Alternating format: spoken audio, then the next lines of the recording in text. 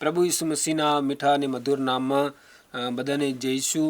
ખાસ આ વિડિયા દ્વારા તમને મળવામાં ઘણો આનંદ થાય છે કે આવતીકાલે 25 તારીખે ઉપવાસ ચાલુ થાય છે। તેમાં ઘણા લોકો ઉપવાસ રાખે છે અને ઘણા નથી રાખતા, ઘણા સિરિયસ લે છે પ્રભુ ઈસુ મસીહને જે ઉપવાસ રહ્યા હતા 40 દિન એમને એના વિષયમાં।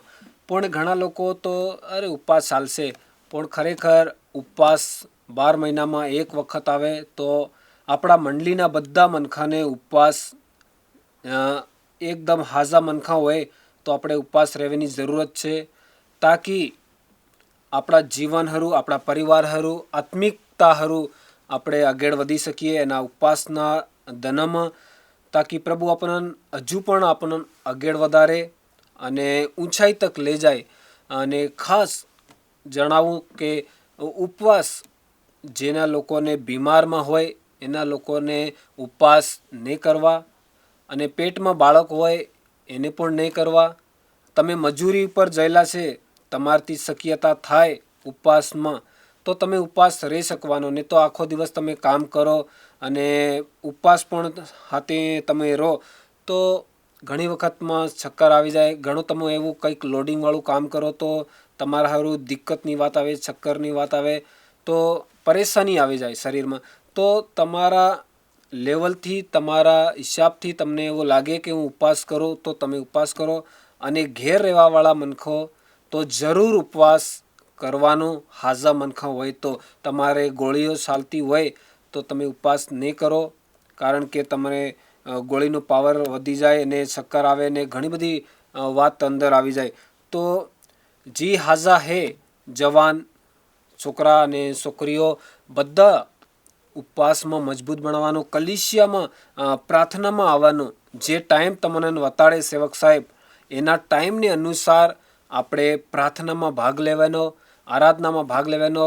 દને ટાઈમ નહીં મળે તો રાત્રે તો એકવાર આવીને ભાગ લેવાનો। એક દિવસે ટાઈમ ટેબલ, એક હપ્તાને અનુસારમાં એક દિવસ કોણ પ્રાર્થના કરે એ હિસાબે આપણે ટાઈમ ટેબલ બનાવીને કોણ કેદાડ આવે એ નામ લખાડવાનું, અને પછી આપણે એ જ ટાઈમે તમારે ભરોસે તમે જે ટાઈમ આલ્યો એના ટાઈમે તમે નહીં આવો, બીજો કોઈ નહીં આવે તો તમે એના ટાઈમ ઉપર જ આવવાનો। નહીં અવાય તો તમે ફોન કરો સેવક સાહેબને, તાકી બીજાને કોઈકને બોલાવે, નહીં તો તમે કોઈક બીજાને મોકલો તમારા ટાઈમ ઉપર। તો એક ચેન પ્રેયર એટલે એક સાંકળ, એક હાકોળ જેવી પ્રાર્થના આપણા કલીસિયામાં, આપણી મંડળીમાં થાય તો આપણી કલીસિયાની પણ ઉન્નતિ થાય, અને આપણા બાળકો હારું, પરીક્ષા લખવાવાળા હારું પણ પ્રાર્થના કરવી, કામવાળા હારું પણ પ્રાર્થના કરવી, આપણા દેશ હારું પ્રાર્થના કરવી, અને ઘણી બધી વિરોધ ચાલી રહ્યું છે એના હારું બી પ્રાર્થના કરવી। ઘણા બધા પોઈન્ટ છે, એના પોઈન્ટમાં યાદ રાખીને આપણે પ્રાર્થના કરવી જરૂરી છે। કેમ કે ઉપવાસના દાનામાં આપણે બાકડા પણ ચાલુ થાય છે, તો ખાસ ધ્યાન રાખવાનું કે બાકડામાં ધૂમધામથી નાસી રહ્યા છે, ઉપવાસ પણ છે, ત્યાં સોડા બી પી રહ્યા છે, તો આપણા શરીરની અંદરમાં પણ કંઈક કવટ સમસ્યા આવી શકે છે। તો ઉપવાસ રહીને આપણે બાકડામાં જઈને 7 અપ પીધી, પેલી સોડા પીધી અને ત્યાં ખાઈ લીધું, પછી ઘેર ખાઈ લીધું તો પેટમાં પણ ગડબડી થઈ શકે છે।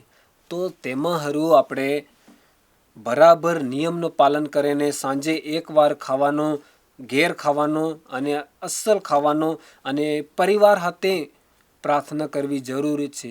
અને તમે આખો દિવસ ઉપવાસ રાખો અને સાંજે પ્રાર્થના નહીં કરો તો ઉપવાસનો કોઈ મતલબ નથી। તો આપણે એકદમ ઉપવાસ રાખીને પરિવાર સાથે આપણે પ્રાર્થનામાં આગળ વધવાનું છે।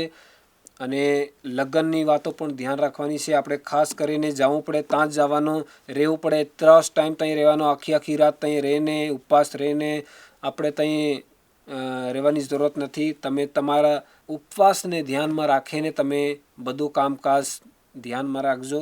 ખેતરનું પણ ઘણું બધું કામ હોય પણ ફેર બી ઉપવાસ રહેવા હારું કોશિશ કરજો। પ્રભુ તમને બધાને આશીષ આલે। આમેન। જય ઈસુ।